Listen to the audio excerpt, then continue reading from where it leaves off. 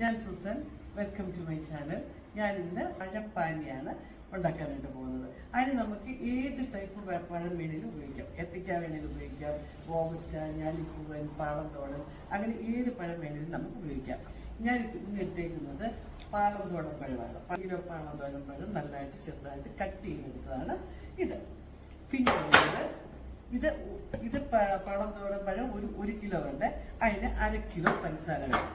1/2 kilo പഞ്ചസാര, 1 litre വെള്ളം.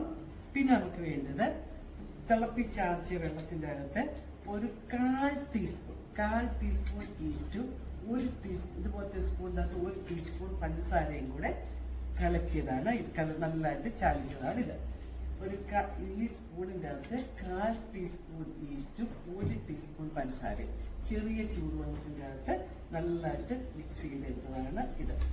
ഇനി നമുക്ക് ഇതുപോലെ ഒരു ഭരണി എടുക്കണം. ഈ ഭരണിക്കകത്ത് ഇതുപോലെ ഈ പഴം ഞാൻ മൊത്തമായിട്ട് ഈ 1 കിലോ പഴം ഇതിൻ്റെ അകത്തോട്ട് ഇടുവാണ്. 1 കിലോ പഴം ഇതിൻ്റെ അകത്ത് ഇട്ടു. ഇത് 1/2 കിലോ പഞ്ചസാര ഇതിൻ്റെ അകത്തോട്ട് ഇട്ടു. 1/2 കിലോ പഞ്ചസാര ഇട്ടു. 1 കിലോ പഴം ഇട്ടു, 1/2 കിലോ പഞ്ചസാര ഇട്ടു. അത് കഴിഞ്ഞിട്ട് ഈ ഈസ്റ്റും പഞ്ചസാരയും വെള്ളവും കൂടെ ചതച്ച് വെച്ചേക്കുന്നത് നമ്മൾ ഇതിൻ്റെ അകത്തോട്ട് ഒഴിച്ചു. ഇനി 1/2 ലിറ്റർ വെള്ളം, ഈ വെള്ളവും കൂടെ ഇതിൻ്റെ അകത്തോട്ട് ഒഴിച്ചു. ഇതിൻ്റെ അകത്തോട്ട് വെച്ചിട്ട് നമ്മൾ നല്ലതായിട്ട് കുലുക്കി ഇതൊന്ന് മിക്സ് ചെയ്യണം.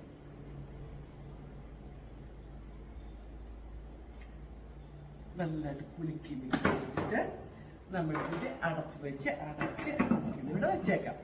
ഇനി 24 മണിക്കൂർ, കാരണം നാളെ ഇതേ സമയമായി കഴിയുമ്പോഴേ നമുക്കിത് എടുക്കാനായിട്ട് പറ്റത്തുള്ളൂ.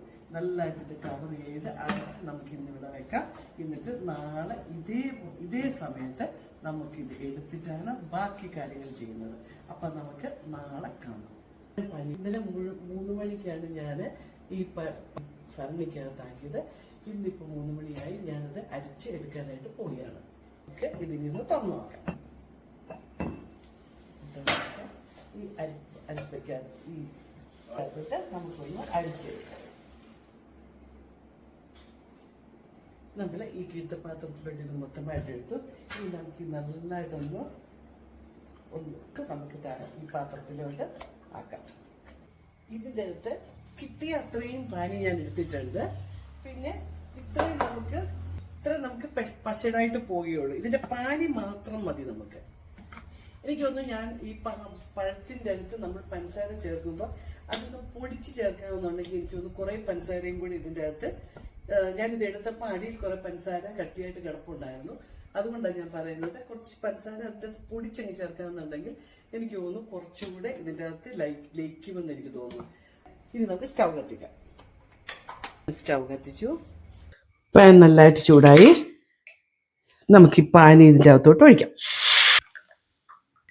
പാനി ഇതിൻ്റെ അകത്ത് കിടന്ന് തിളച്ച് ഒരു പിയേഴ്സ് സോപ്പിൻ്റെ കളറായി കഴിയുമ്പോൾ നമുക്കിത് ഓഫ് ചെയ്യണം. നല്ല പിയേഴ്സ് സോപ്പിൻ്റെ കളറാകുന്നവരെ നമ്മളിത് നല്ലതായിട്ട് പറ്റിക്കണം. പിന്നെ നല്ലതായിട്ട് തിളയ്ക്കുന്നുണ്ട്. കണ്ടോ, ഇത് ഒരുമാതിരി ബ്രൗൺ കളറിലോട്ട് വരുന്നുണ്ട്. കണ്ടോ, കുറച്ചുകൂടെ നല്ല ഒരു ബ്രൗൺ കളറായി ആകുന്നവരെ നമുക്കിത് വറ്റിച്ചു കൊടുക്കാം. അങ്ങനെ നമ്മുടെ പഴംപാനി ഏകദേശം റെഡി ആയിട്ടുണ്ട്. ഇത് കണ്ടോ, നല്ല പിയേഴ്സ് സോപ്പിൻ്റെ കളറിലോട്ട് വന്നു. ഇനി ഇത് നമുക്ക് തണുക്കാനായിട്ട് വെച്ച് കഴിയുമ്പോൾ തണുത്ത് കഴിയുമ്പോൾ ഒന്നുകൂടെ ഒരു തിക്നെസ് ഇതിന് തോന്നും. തണുത്തൊക്കെ കഴിയുന്ന ഒന്നുകൂടെ തിക്നെസ് ആവും. അതുകൊണ്ട് നമുക്ക് തീ ഓഫ് ചെയ്തിട്ട് ഇത് തണുക്കാനായിട്ട് വെക്കാം.